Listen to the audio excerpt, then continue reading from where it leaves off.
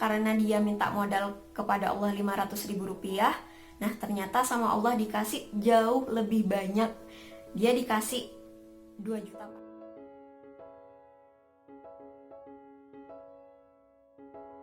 Assalamualaikum warahmatullahi wabarakatuh. Halo semuanya, jumpa lagi di DNS Sutari. Di video kali ini aku bakal share tentang kisah keajaiban sholawat yang dialami oleh salah satu sahabat aku.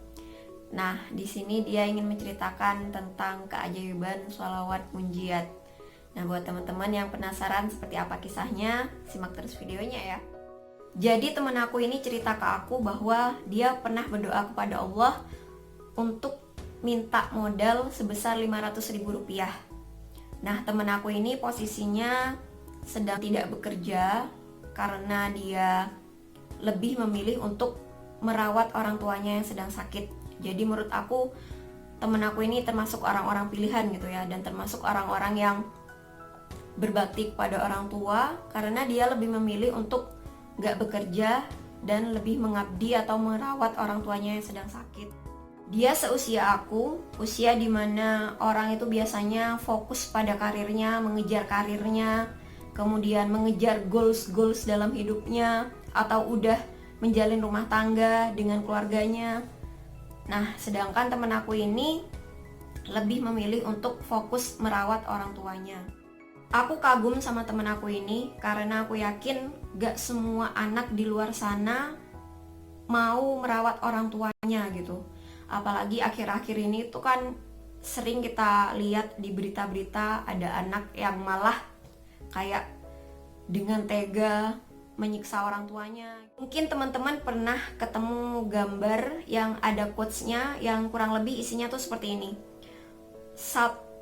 Dua orang tua itu bisa merawat lebih dari 5 anak, tapi satu anak belum tentu mampu merawat satu orang tua. Nah, itu memang gambaran gitu ya, bahwa emang gak semua anak itu mau untuk mengorbankan dirinya demi merawat orang tuanya.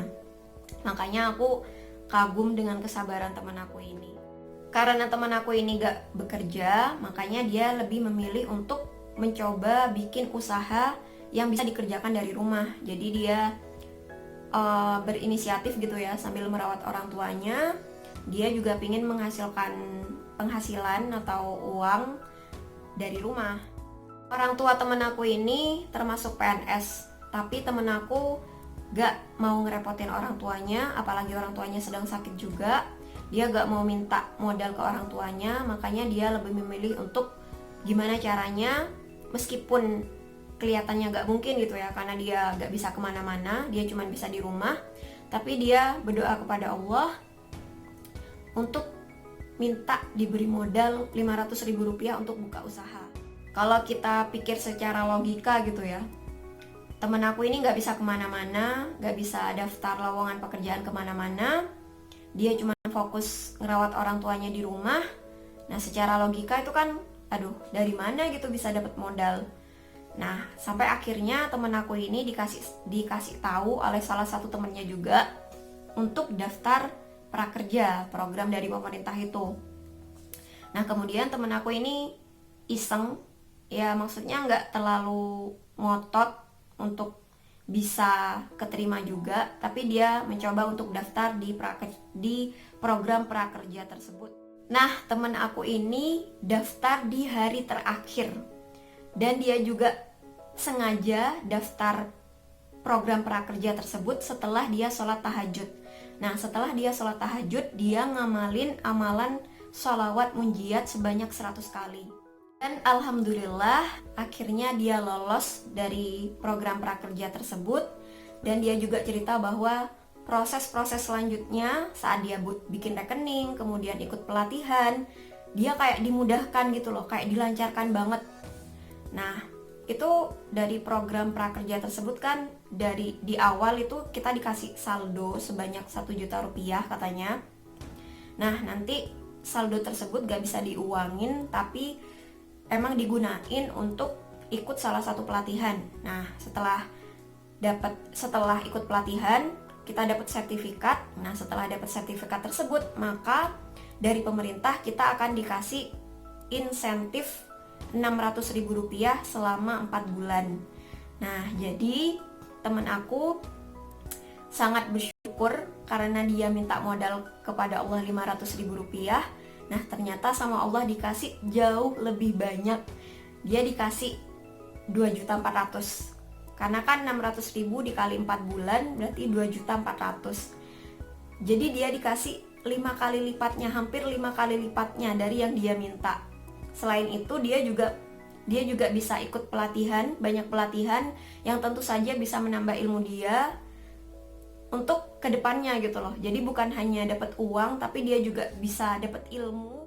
Temen aku tentu aja seneng, ngerasa bersyukur banget, terharu juga, karena datangnya rezeki itu emang dari arah yang tidak terduga-duga. Allah itu punya berbagai macam cara untuk mengantarkan rezeki kepada hambanya. Dan emang bener gitu, katanya Habib Novel, kalau kita itu gak usah kebanyakan mikir. Misalnya kita udah ngamalin sholawat, kita udah ngamalin amalan apa aja, udah gak usah kebanyakan mikir gitu. Kita udah pasrah aja kepada Allah tentang hasilnya. Terus kita jalan aja, kita ngelanjutin hidup aja. Kalau kita emang bisanya saat ini ngerawat orang tua, ya udah kita ngerawat orang tua dengan sepenuh hati kita, dengan setulus hati kita. Masalah rezeki, masalah doa kita itu kapan terkabulnya, bagaimana cara terkabulnya, kita serahkan kepada Allah gitu. Gak usah kebanyakan dipikir.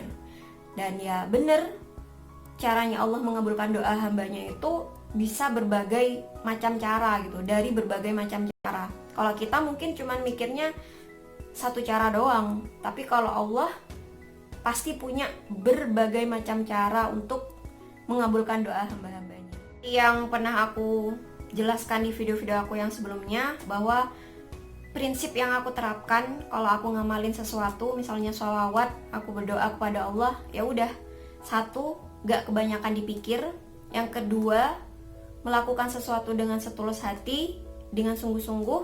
Dan yang ketiga adalah yakin bahwa setiap dari kita punya waktu masing-masing. Allah pasti udah punya timing masing-masing gitu loh untuk mengabulkan doa-doa hambanya. Yang penting yakin, dan kalau orang yang yakin itu gak akan berhenti saat dia mengalami kegagalan atau merasa doanya belum terkabul. Kalau orang yang yakin, dia pasti akan terus gitu. Buat teman-teman yang belum tahu bacaan sholawat munjiat itu seperti ini. Bismillahirrahmanirrahim. Allahumma sholli ala sayyidina Muhammadin salatan tunjina biha min jami'il ahwali wal afat, wa taqdi lana biha jami'al hajat, wa tutahhiruna biha min jami'is sayyi'at, wa tarfa'una biha indaka ala darajat, wa tuballighuna biha aqsal ghayat min jami'il khairati fil hayati wa ba'dal mamat. Nah, sholawat munjiat ini bisa diamalkan setiap harinya, bisa 100 kali atau 1000 kali atau 4444 kali. Tapi kalau aku sendiri itu ngamalin sebanyak 100 kali setiap harinya. Sama kayak yang diamalkan oleh temen aku ini, dia ngamalin 100 kali sholawat munjiat, lalu berdoa kepada Allah tentang hajat yang ingin kita capai. Aku juga udah pernah ngebahas tentang sholawat munjiat ini di berbagai video-video yang sebelumnya. Silakan aja teman-teman nanti cek di channel aku. Nah, di situ ada berbagai macam testimoni dari aku sendiri juga, maupun juga manfaat atau fadilah dari baca sholawat munjiat itu seperti apa. Nah, itu teman-teman bisa cek di video-video aku yang sebelumnya. Nah, itu tadi kisah keajaiban sholawat yang dialami oleh temen aku. Semoga ada manfaat yang bisa diambil. Intinya adalah amalin, jangan kebanyakan dipikir, lalu kita teruskan hidup kita, lakukan apa yang bisa kita lakukan yang ada di depan mata kita gitu. Lakukan dengan sepenuh hati dan terus yakin kepada Allah bahwa suatu saat Allah pasti akan mengabulkan doa kita. Oke, cukup sekian video kali ini, semoga bermanfaat.